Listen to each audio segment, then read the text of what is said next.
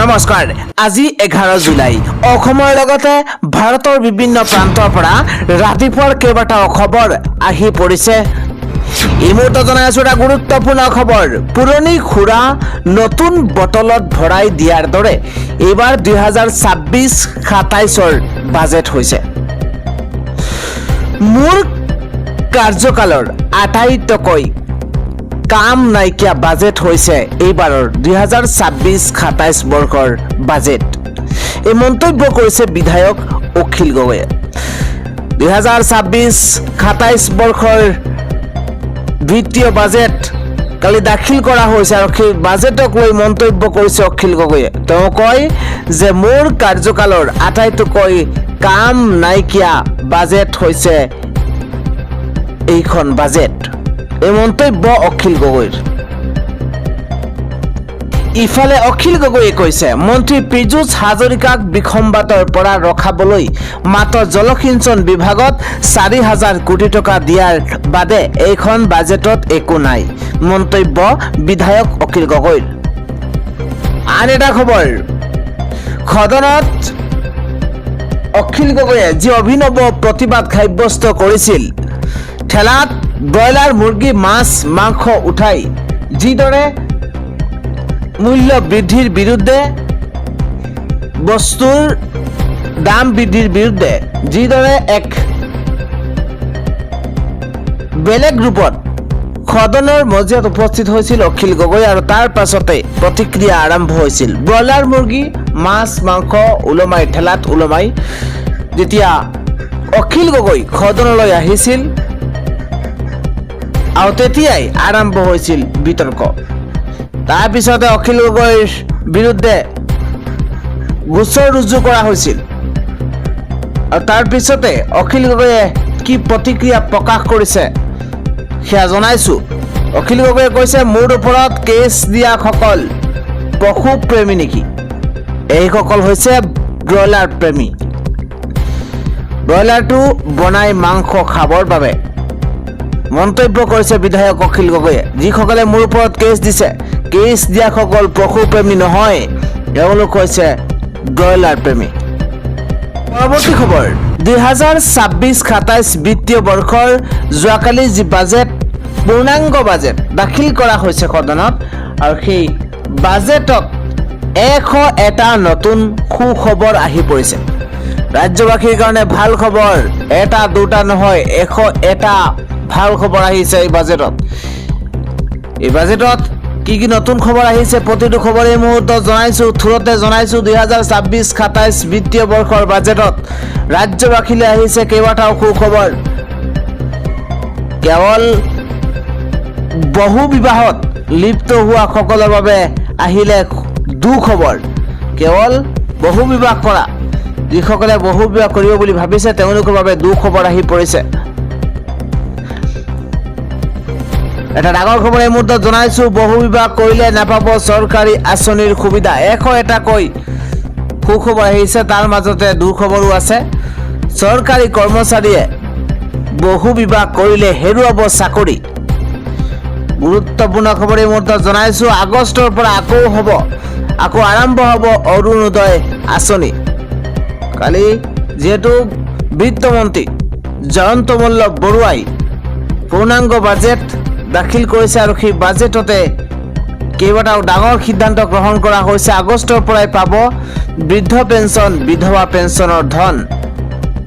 আগষ্টৰ পৰাই ৰেচনৰ হিতাধিকাৰীয়ে লাভ কৰিব দাইল চেনি আৰু নিমখ। ছেপ্টেম্বৰৰ পৰা স্নাতক ডিগ্ৰীধাৰীয়ে লাভ কৰিব মাহে 2500 টকাকৈ। এটা গুৰুত্বপূৰ্ণ খবৰ জনাইছো, ছেপ্টেম্বৰৰ পৰা স্নাতক ডিগ্ৰীধাৰীয়ে লাভ কৰিব মাহে 2500 টকাকৈ। 621 গৰাকী উদাসীন ভকতে লাভ কৰিব মাহে 1500কৈ টকা। কৃষকে বছৰি লাভ কৰিব 11,000 টকাৰ সাহায্য। কেইবাটাও বৃহৎ সিদ্ধান্ত, চাহ বাগিচাৰ গৰ্ভৱতী মহিলালৈ 15,000 টকাৰ আৰ্থিক সাহায্য আগবঢ়োৱা হৈছে। ইফালে ৰাজ্যৰ 27খন মহাবিদ্যালয়ত UGCৰ স্বায়ত্তশাসিত মৰ্যাদা দিয়া হৈছে। 2 কোটি টকাকৈ লাভ কৰিব আৰ্থিক সাহায্য। ইফালে 25 ডিচেম্বৰৰ পৰা আৰম্ভ হ'ব মিছন বসুন্ধৰা 4.0। 25 ডিচেম্বৰৰ পৰা আৰম্ভ হ'ব মিছন বসুন্ধৰা 4.0। নতুনকৈ CMAৰ অধীনত 50,000 যুৱক যুৱতী পাব ঋণ। আত্মসহায়ক গোটৰ সদস্যই লাভ কৰিব 10,000 টকাকৈ ঋণ। নিজা উদ্যোগ প্ৰতিষ্ঠান গঢ়িবলৈ বন্ধকবিহীন ঋণৰ ব্যৱস্থা কৰিছে বাজেটত। HIV/AIDS আক্ৰান্ত হৈ ৰোগী মৃত্যু হোৱা বিধৱা পত্নীয়ে লাভ কৰিব 1 লাখ টকা। বাজেটত এই বৃহৎ সিদ্ধান্ত গ্ৰহণ কৰা হৈছে। চৰকাৰী কৰ্মচাৰীক দৰমহা সহ মাতৃকালীন ছুটিৰ সুবিধা প্ৰদান কৰা হৈছে। ৰাজহুৱা খণ্ডৰ প্ৰতিষ্ঠানসমূহেও পাব পৰৱৰ্তী সময়ত এই সুবিধা। 2 সপ্তাহৰ বাবে কৰ্তৃত্বকালীন ছুটি পাব স্বামীয়ে। বৈদ্যুতিক বাহন ক্ৰয় কৰিলে মাত্ৰ 3% কৰ ৰেহাইৰ সুবিধা। বৈদ্যুতিক বাহন ক্ৰয় কৰিলে 3% কৰ ৰেহাইৰ সুবিধা আছে। বাণীকান্ত কাকতি মেধাৱী বঁটাৰ অধীনত 18,000 শিক্ষাৰ্থী পাব স্কুটি। কিন্তু অহা বৰ্ষৰ পৰা বন্ধ হ'ব স্কুটি বিতৰণ এই প্ৰক্ৰিয়া। অহা বছৰৰ পৰা বন্ধ হ'ব, এইটো এটা বেয়া খবৰ বুলি ক'ব লাগিব। অহা বছৰৰ পৰা সেই স্কুটি বিতৰণ প্ৰক্ৰিয়াটো সম্পূৰ্ণৰূপে বন্ধ হৈ পৰিব। নিযুত মইনা আঁচনি আৰু নিযুত বাবু আঁচনিৰ সম্প্ৰসাৰণৰ বাবে এই সিদ্ধান্ত গ্ৰহণ কৰা হৈছে। ৰাজ্যত নতুনকৈ 11টাকৈ ক্ষুদ্ৰ জলবিদ্যুৎ প্ৰকল্প নিৰ্মাণৰ পৰিকল্পনা কৰা হৈছে বাজেটত। ৰাজ্যত বিদ্যুৎ উৎপাদনৰ প্ৰতি লক্ষ্য ৰাখি এই সিদ্ধান্ত গ্ৰহণ কৰা হৈছে। ডাঙৰ খবৰ এই মুহূৰ্তত জনাইছোঁ, বিলাসীপাৰাত নিৰ্মাণ হ'ব 3,200 মেগাৱাটৰ তাপ বিদ্যুৎ প্ৰকল্প। আপোন ঘৰ আঁচনি 5 বছৰলৈ সম্প্ৰসাৰণ। এটা ব্ৰেকিং নিউজ জনাইছোঁ, স্বাস্থ্য বিভাগত নতুনকৈ 33,240টা পদ মুকলি। স্বাস্থ্য বিভাগত নতুনকৈ 33,240টা পদ মুকলি হৈছে। ইফালে ডিব্ৰুগড়ৰ উন্নয়নৰ বাবে 500 কোটি টকাৰ ধন আবণ্টন। এটা বিগ নিউজ এই মুহূৰ্তত জনাইছোঁ, শ্ৰীভূমিত নিৰ্মাণ হ'ব এইমছ। শিলচৰত নিৰ্মাণ হ'ব কনভেনশ্যনেল চিৰিয়াখানা। এটা ব্ৰেকিং নিউজ জনাইছোঁ, বিধায়ক পুঁজি 1.5 কোটি টকাৰ পৰা 2 কোটি টকালৈ বৃদ্ধি। বিগ আপডেট এই মুহূৰ্তত। কিবা এটা ডাঙৰ সিদ্ধান্ত। সংখ্যালঘু উন্নয়নৰ বাবে 78 কোটি টকাৰ আবণ্টন জনোৱা হৈছে। ইফালে খুৰাৰ দাম কমাবলৈ অসমতে খুৰাৰ উৎপাদনৰ পৰিকল্পনা কৰা হৈছে বাজেটত। পৰিবহণ বিভাগলৈ 488 কোটি টকাৰ আবণ্টন। ডাঙৰ খবৰ এই মুহূৰ্তত জনাইছোঁ, জনজাতি পৰিক্ৰমা বিভাগলৈ 808 কোটি টকাৰ আবণ্টন। জলসম্পদ বিভাগলৈ 1,670 কোটি টকাৰ আবণ্টন দিয়া হৈছে। ক্ৰীড়া আৰু যুৱ কল্যাণ বিভাগলৈ 202 কোটি টকাৰ আবণ্টনৰ কথা ঘোষণা কৰা হৈছে বাজেটত। ভূমি সংৰক্ষণ বিভাগলৈ 102 কোটি টকা। লোক নিৰ্মাণ বিভাগলৈ 974 কোটি টকা। ইফালে BTC উন্নয়নৰ বাবে 4,028 কোটি আবণ্টন। শিক্ষা বিভাগলৈ 1,88,000 ক্ষমা কৰিব 18,869 কোটি টকা আগবঢ়োৱা হৈছে। বৰাকৰ ওপৰত নিৰ্মাণ হ'ব নতুন দলং। ডাঙৰ খবৰ, গুৱাহাটীৰ ৰিং ৰোডৰ কাষেৰে হ'ব মেট্ৰ' ৰেলৰ পৰিকল্পনা। কেইবাটাও বিগ আপডেট এই মুহূৰ্তত আহি পৰিছে। ৰাজ্যত কল্যাণমূলক আঁচনিৰ বাবে 6,000 কোটি টকাৰ নিৰ্ধাৰণ কৰা হৈছে বাজেটত। ইফালে উমৰাংচু, মানাহ আৰু হাফলঙত নিৰ্মাণ হ'ব পঞ্চ তাৰকা হোটেল। ভাল খবৰ, ৰাজ্যবাসীৰ কাৰণে ভাল খবৰ। উমৰাংচু, মানা আৰু হাফলঙত নিৰ্মাণ কৰা হ'ব পঞ্চ তাৰকা হোটেল। টুৰিষ্টসকলে ইয়াত থাকিব পাৰিব, থকা খোৱাৰ সুব্যৱস্থা কৰা হ'ব। 10,000 কোটি টকাৰ ব্যয় সাপেক্ষে 800 কিলোমিটাৰ পথ নিৰ্মাণ কৰিব চৰকাৰখনে। 2027 ডিচেম্বৰৰ ভিতৰতে যোৰহাট মাজুলী দলঙৰ শুভ উদ্বোধন কৰা হ'ব। ৰাজ্যৰ 8খন বিশ্ববিদ্যালয়লৈ 50 কোটি টকাৰ আবণ্টন। ইফালে ৰাজ্যত গঠন কৰা হ'ব অষ্টম ৰাজ্যিক দৰমহা আয়োগ। বৃদ্ধি হ'ব ৰাজ্যিক কৰ্মচাৰীৰ দৰমহা। এটা ব্ৰেকিং নিউজ, ডাঙৰ খবৰ। গুৱাহাটী বিমানবন্দৰৰ পৰা জালুকবাৰীলৈ এলিভেটেড কৰিডৰ নিৰ্মাণ কৰা হ'ব। কেইবাটাও ডাঙৰ খবৰ। বাইহাটা চাৰিআলিৰ পৰা তেজপুৰৰ মিছন চাৰিআলিলৈকে 4 লেনযুক্ত পথ নিৰ্মাণ কৰাৰ সিদ্ধান্ত বাজেটত গ্ৰহণ কৰা হৈছে। কেৱল সিমানেই নহয়, মৰিগাঁও দলঙক সংযোগ কৰি ব্ৰহ্মপুত্ৰৰ ওপৰত হ'ব নতুন দলং। 101কৈ সিদ্ধান্ত। প্ৰতি জিলাত হ'ব বিশ্ববিদ্যালয়, চিকিৎসা, অভিযান্ত্ৰিক মহাবিদ্যালয়। হোজাই, বজালী, হাইলাকান্দি, গোৱালপাৰা জিলাত নিৰ্মাণ কৰা হ'ব মেডিকেল কলেজ। বৃদ্ধি কৰা হ'ব ইটা শিলৰ কৰ। ছেকেণ্ড হেণ্ড বাহনৰ মালিকস্বত্ব হস্তান্তৰৰ প্ৰক্ৰিয়াত মাচুল বৃদ্ধি কৰা হৈছে। ইফালে কয়লা ভৰ্তি বাহনৰ পূৰ্বৰ কৰ বৃদ্ধি কৰা হৈছে। কেতবোৰ দিশত সিদ্ধান্ত গ্ৰহণ কৰা হৈছে। এই মুহূৰ্তত প্ৰতিটো খবৰ আমি জনাইছো। ঢকুৱাখনাত নিৰ্মাণ কৰা হ'ব মুগা উদ্যান। ধেমাজিত নিৰ্মাণ কৰা হ'ব ৰেচন সামগ্ৰীৰ বিশেষ মিল। দিল্লীত উদযাপন কৰা হ'ব বিহু। নতুন খবৰ এই মুহূৰ্তত। লাচিত বৰফুকন, কুশল কোঁৱৰক লৈ চলচ্চিত্ৰৰ নিৰ্মাণ কৰা হ'ব। ৰংঘৰ, কাৰেংঘৰ সংৰক্ষণৰ বাবে নতুন আঁচনি। 2026-27 বিত্তীয় বৰ্ষত 30,000 কোটিৰ ঋণ ল'ব অসম চৰকাৰে। 1.51 লাখ কোটি টকাৰ ৰাজহ সংগ্ৰহৰ লক্ষ্য চৰকাৰৰ। 34,000 কোটি টকাৰ কৰ সংগ্ৰহৰ লক্ষ্য। 6,449 কোটি টকাৰ অনাকৰ ৰাজহ সংগ্ৰহৰ লক্ষ্য। কেন্দ্ৰৰ পৰা কৰৰ অংশ হিচাপে লাভ কৰিব 47,000 কোটি টকা।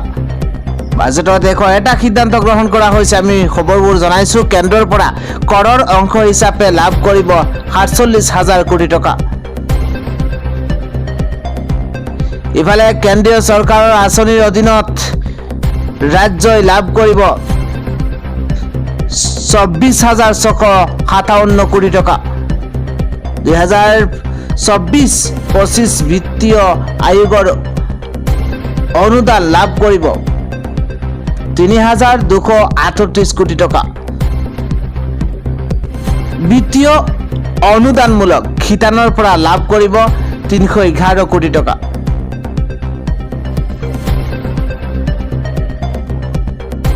হৰ্ণবিল ফেষ্টিভেলৰ আৰ্হিৰে হ'ব অসম সমন্বয় উৎসৱ। 2026-27 বিত্তীয় বৰ্ষৰ বাজেটত ৰাজ্যবাসীলৈ এইদৰে 101কৈ বৃহৎ সিদ্ধান্ত গ্ৰহণ কৰা হৈছে। আগবঢ়াইছো পৰৱৰ্তী খবৰ। এতিয়াৰে পৰা য'তে ত'তে মন গ'লেই জুবিন গাৰ্গৰ ফটো অংকন কৰিব নোৱাৰিব। থাকিব লাগিব জুবিনৰ সৈতে সাদৃশ্য, ল'ব লাগিব গৰিমা গাৰ্গৰ স্বাক্ষৰ। এই বৃহৎ ঘোষণা কৰিছে মুখ্যমন্ত্ৰী হিমন্ত বিশ্ব শৰ্মাই। গণেশগুৰিৰ জুবিনৰ ফটো বিতৰ্কক লৈ প্ৰথম প্ৰতিক্ৰিয়া মুখ্যমন্ত্ৰী হিমন্ত বিশ্ব শৰ্মাৰ। চৰকাৰে নহয়, গণেশগুৰিত অসমীয়া ল'ৰাই মচিছিল জুবিন গাৰ্গৰ ফটো। দুজন শুদ্ধ অসমীয়া মিস্ত্ৰী ল'ৰাই মচিছিল গণেশগুৰিৰ ফটো। ডাঙৰ খবৰ। আৰক্ষীৰ ষ্টেটমেণ্টত তেওঁলোকে কৈছিল সেইজন জুবিন নাছিল, কাৰণ ফটোখনৰ জুবিনৰ সৈতে কোনো সাদৃশ্য নাছিল। এটা ব্ৰেকিং নিউজ অসমত জুবিনৰ ফটোক লৈ চলা বিতৰ্কৰ আঁৰত SFI জুবিনৰ ফটো ভুলভাৱে উপস্থাপন কৰি যতে ততে কৰিছে অংকন, যিটো কথা জুবিনৰ অনুৰাগীৰ পৰিয়ালেও নিবিচাৰে। ছবি আঁকক কিন্তু শিল্পীজনক সঠিক সন্মান দিয়া কৰক। বিগ নিউজ মই হুলস্থুল কৰাৰ দিনাই মাত মাতিব পাৰিলোহেঁতেন, গণেশগুৰিৰ পৰাই গ্ৰেপ্তাৰ কৰিব পাৰিলোহেঁতেন। জাপানৰ প্ৰধানমন্ত্ৰী উন্নয়নৰ কথা ভাবি মই একো নকৰিলোঁ। এই দলটোৱে দীঘলী পুখুৰীৰ গছ কটাৰ সময়তো প্ৰতিবাদ কৰিছিল। যেতিয়া ফ্লাইঅভাৰ হ'ল তেতিয়া সেই দলকেই লাগে ছবি আঁকিবলৈ, কাৰণ সেই দলক ছবি আঁকি লাগে জনপ্ৰিয়তা। যদি সেই শিল্পীজনে পুনৰ ফ্লাইঅভাৰত ছবি আঁকি গ্ৰেপ্তাৰ কৰা হ'ব লাগে, লগে লগে গ্ৰেপ্তাৰ কৰা হ'ব। প্ৰতি জিলাৰ আৰক্ষী অধীক্ষকলৈ নিৰ্দেশনা দিছোঁ মই। মুখ্যমন্ত্ৰীগৰাকীৰ মন্তব্য, কোনো শিল্পীৰ ফটো অঁকাত আপত্তি নাই, কিন্তু প্ৰকৃত আৰু সন্মানপূৰ্বক ছবি অংকন কৰক। এই আহ্বান জনাইছে মুখ্যমন্ত্ৰী হিমন্ত বিশ্ব শৰ্মাই। শিল্পীজনে অঁকা জুবিনৰ ফটোৰ লগত সাদৃশ্য নাই জুবিনৰ, সেয়া মই কোৱা কথা নহয়, জুবিনক ভাল পোৱা প্ৰতিগৰাকী অনুৰাগীয়ে কৈছে। যদি বিপ্লৱী হিচাপত ছবি আঁকিব বিচাৰে, জুবিনৰ নহয় পৰেশ বৰুৱাৰ ছবি আঁকক। অসমত চে গুয়েভাৰৰ নাম লৈ জুবিনৰ ছবি নচলিব। প্ৰয়োজন হ'লে জুবিনৰ ছবি আঁকিলে ময়ো ৰং সানিবলৈ যাম, কিন্তু এনে কাম দ্বিতীয়বাৰৰ বাবে কৰিলে NSAৰ অধীনত জেলত ভৰাই থম। এজন শিল্পীক ছবিৰে সন্মান কৰিবলৈ হ'লে এখন ছবিকে নিৰ্ধাৰণ কৰক, য'ত পৰিয়ালৰ সম্পূৰ্ণ অনুমোদন থাকে। জনপ্ৰিয়তাৰ নামত জুবিনৰ যিকোনো ছবি আঁকিলে নহ'ব। বাজেটৰ পাছতে মুখ্যমন্ত্ৰীৰ ধমক চিত্ৰশিল্পী পাৰ্চেল বৰুৱাক, কাৰণ সেই দলক ছবি আঁকি লাগে জনপ্ৰিয়তা। জনাইছো পৰৱৰ্তী খবৰ। পুনৰ বাংলাদেশলৈ উভতিব শ্বেখ হাছিনা। বিগত 28 মাহৰ অন্তত বাংলাদেশলৈ উভতিব শ্বেখ হাছিনা। ডাঙৰ খবৰ, 28 মাহৰ অন্তত বাংলাদেশলৈ উভতিব শ্বেখ হাছিনা। 2024 চনৰ জুলাইত প্ৰাণৰ মমতাত দেশ এৰি পলাইছিল শ্বেখ হাছিনাই। দীৰ্ঘ বিৰতিৰ অন্তত বাংলাদেশলৈ পুনৰ ৰাওনা হ'ব শ্বেখ হাছিনা। 28 মাহ ভাৰতত আশ্ৰয় লৈ আছিল 78 বছৰীয়া শ্বেখ হাছিনা। বাংলাদেশলৈ গৈ আদালতত হাছিনাই কৰিব আত্মসমৰ্পণ। সতীৰ্থসহ বাংলাদেশলৈ উভতি যাব শ্বেখ হাছিনা। ইতিমধ্যে বাংলাদেশৰ পূৰ্বৰ চৰকাৰে ঘোষণা কৰিছে হাছিনাৰ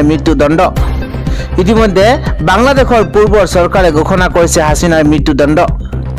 ছাত্ৰ বিদ্ৰোহক সেও মানি 2024 চনত পতন হৈছিল হাছিনাৰ চৰকাৰ।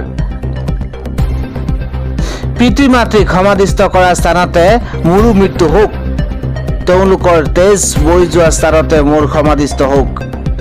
28 মাহৰ অন্তত বাংলাদেশলৈ উভতিব শ্বেখ হাছিনা।